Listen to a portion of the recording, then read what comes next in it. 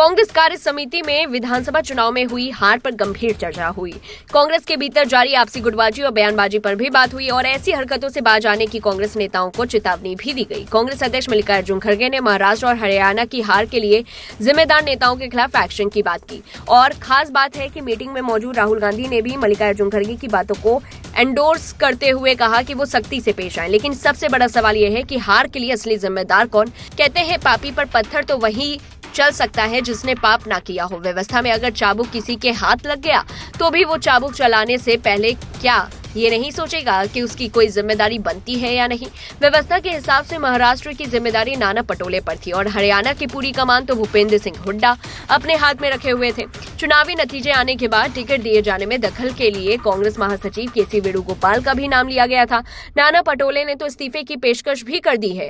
तो क्या सिर्फ यही नेता हार के लिए जिम्मेदार हैं? राहुल गांधी और मल्लिकार्जुन खड़गे की कोई जिम्मेदारी नहीं बनती।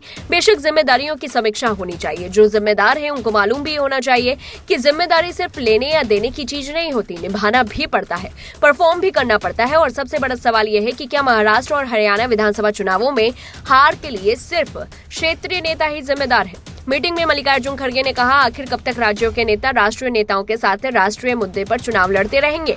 बीजेपी का तो फंडा साफ है, बीजेपी राष्ट्रीय मुद्दों पर ही चुनाव लड़ती है। 2019 के महाराष्ट्र और हरियाणा विधानसभा चुनाव में भी ये मसला उठा था, क्योंकि तब महाराष्ट्र में बीजेपी की उतनी सीटें नहीं आई थी जितनी अपेक्षा थी और हरियाणा में तो बहुमत से चूक ही गई थी। फिर भी बीजेपी ने रवैया नहीं बदला। जब बीजेपी राष्ट्रीय मुद्दे उठाएगी तो कांग्रेस को जवाब देना ही पड़ेगा। जवाब देने से कांग्रेस नेता भाग तो सकते नहीं। मल्लिकार्जुन खड़गे को ये सलाह देने से पहले कोशिश ये करनी होगी कि कांग्रेस एजेंडा सेट करे और बीजेपी को भी स्थानीय मुद्दे पर रिएक्ट करने के लिए घसीट लाए। जहां तक स्थानीय और क्षेत्रीय नेतृत्व खड़ा करने की बात है, मल्लिकार्जुन खड़गे के विचार उत्तम है, लेकिन चुनौती एक ही है, सब होगा कैसे? क्षेत्रीय स्तर पर जो भी मजबूत नेता रहे हैं वे अपने दम पर खड़े हुए हैं और अभी तो हाल ही में जो नेता ताकतवर हो गए हैं, अलाकमान की उसके आगे चलती ही नहीं। जो स्थिति इंदिरा गांधी के जमाने हुआ करती थी, राहुल गांधी के जमाने तक वैसी ही बनी हुई है।